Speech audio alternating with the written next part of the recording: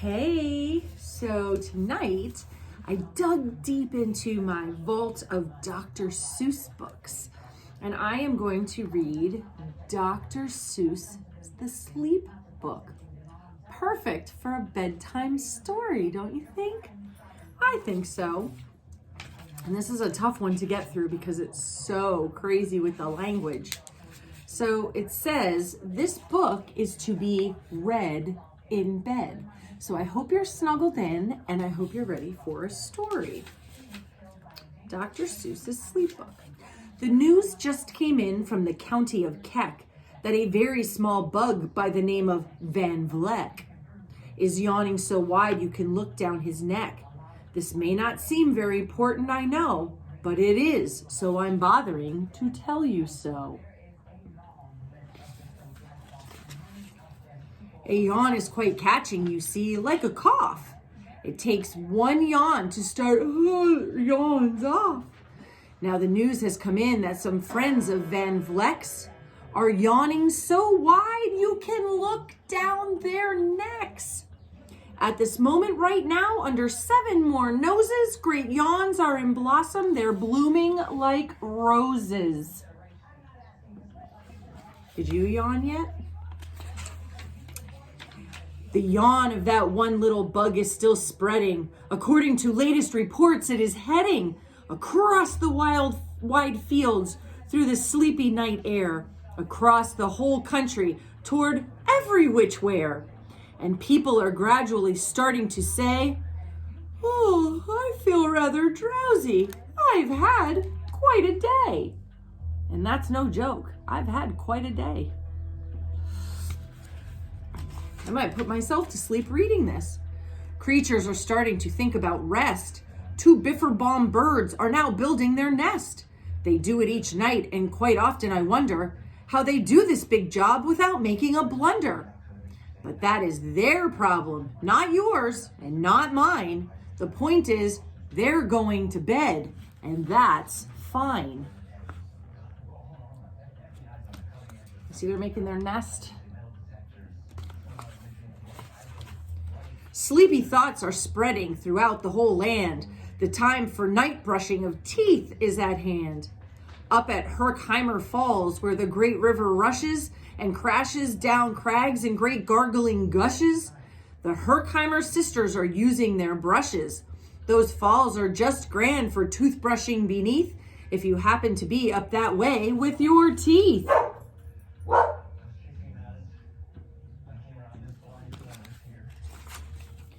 The news just came in from the castle of Krupp that the lights are all out and the drawbridge is up. And the old drawbridge drawer just said with a yawn, "My drawbridge is drawn. It's gonna stay drawn till the milkman delivers the milk about dawn. I'm going to bed now, so nobody better come round with a special delivery letter." Everyone is so sleepy. The number of sleepers is steadily growing. The bed is where more and more people are going. In Culpeper Springs, the Stiltwalkers' Hall. The Stiltwalkers' stilts are all stacked on the wall. The Stiltwalker walkers have called it a day. They're all tuckered out and they're snoozing away. This is very big news. It's important to know. And that's why I'm bothering to tell you so. So there are all the stilt walkers and their stilts are up against the wall. Way out in the west in the town of Merced, the Hinklehorn Honking Club just went to bed. Every horn has been quietly hung on a hook for the night in its own private Hinklehorn hook. All this long happy day they've been honking about, and the Hinklehorn honkers have honked themselves out. But they'll wake up quite fresh in the morning, and then they'll all start Hinklehorn honking again. Say that really fast. Hinklehorn honkers. Hinklehorn honkers. Everywhere creatures are falling asleep. The collapsible frink just collapsed in a heap. And by adding the frink to the others before, I am able to give you a who's asleep score. Right now, 40,404 creatures are happily, deeply in slumber. I think you'll agree that's a whopping fine number.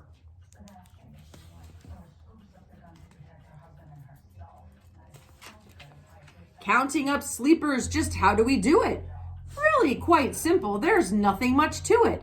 We find out how many, we learn the amount by an audio-teleo-tallyo count. On a mountain halfway between Reno and Rome, we have a machine in a plexiglass dome, which listens and looks into everyone's home. Whenever it sees a new sleeper go flop, it jiggles and lets a new big ol' ball drop. Our chap counts these balls as they plop in a cup, and that's how we know who's down and who's up. That's crazy. Do you talk in your sleep? It's a wonderful sport, and I have some news of this sport to report. The world champion sleep talkers, Joe and Mo Redzoff, had just gone to sleep, and they're talking their heads off. For 45 years now, each chattering brother has babbled and gabbled all night to each other. They've talked about laws and they've talked about gauze. They've talked about paws and they've talked about flaws. They've talked quite a lot about old Santa Claus. And the reason I'm telling you this is because you should take up this sport. It's just fine for the jaws. Do you talk in your sleep? I don't know if I talk in my sleep. I've never heard myself. I snore in my sleep because sometimes I wake myself up. Do you walk in your sleep? I just had a report of some interesting news of this popular sport. Near Finnegan Fen, there's a sleepwalking group, which not only walks, but it walks a la hoop. Every night they go miles. Why they walk to such length? They have to keep eating to keep up their strength. Every so often, one puts down his hoop, stops hooping, and does some quick snooping for soup. That's why they're known as the Hoop Soup Snoop Group. Could you imagine walking in your sleep with a hula hoop? Ooh. Sleepwalking too are the curious crandles, who sleepwalk on hills with assorted size candles. The crandles walk nightly in slumbering peace in spite of the slight burns from the hot dripping grease. The crandles wear candles because they walk far, and if they wake up, they want to see where they are. Now that's kind of dangerous, don't you think? They should use flashlights instead. I would think so. Now the news has arrived from the Valley of Vale that a Chippendale mupp has just bitten his tail, which he does every night before shutting his eyes. Such nipping sounds silly, but really it's wise. He has no alarm clock, so this is the way he makes sure that he'll wake up at the right time of day. His tail is so long, he won't feel any pain till the nip makes the trip and gets up to his brain. In exactly 8 hours, the Chippendale mupp will at last feel the bite and yell, "Ouch!" and wake up.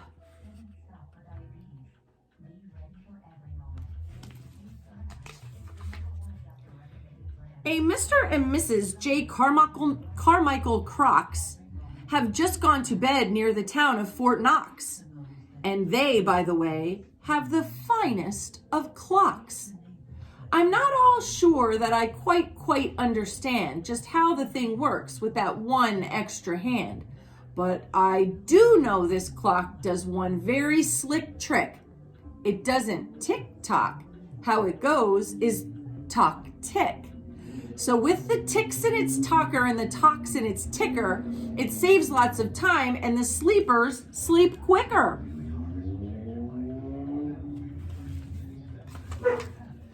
What a fine night for sleeping. From all that I hear, it's the best night for sleeping in many a year. They're even asleep at the Zweebach Motel, and the people don't usually sleep there too well. The beds are like rocks, and as everyone knows, the sheets are too short. They won't cover your toes. So if people are actually sleeping in there, it's a great night for sleeping. It must be the air. You see all their toes sticking out? Oh. It's a great night for snores. I just had a report of some boys who are tops in this musical sport. The snortiest snorers in all our fair land are Snorter McPhail and his Snore a Snort Band. This band can snore Dixie and Old Swanee River so loud it would make 40 elephants shiver. The loudest of all the boys is McPhail. He snores with his head in a 3-gallon pail. They snore in a cave 20 miles out of town. If they snored closer in, they would snore the town down.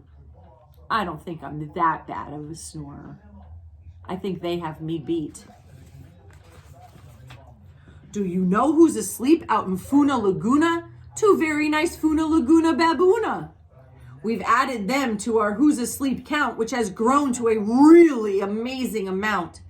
Exactly 8,808 creatures are sleeping now. Isn't that great? Are you asleep yet? A Jed is in bed, and the bed of a Jed is the softest of beds in the world, it is said. He makes it from pom-poms. He grows on his head, and he's sleeping right now on the softest of fluff, completely exhausted from growing the stuff. The news has come in from the district of Doft that 2 oft are sleeping, and they're sleeping aloft. And how are they able to sleep off the ground? I'll tell you. I weighed one last week, and I found that an oft is so light he weighs -1 pound.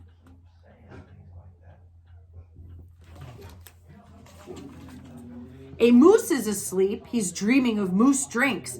A goose is asleep, he's dreaming of goose drinks.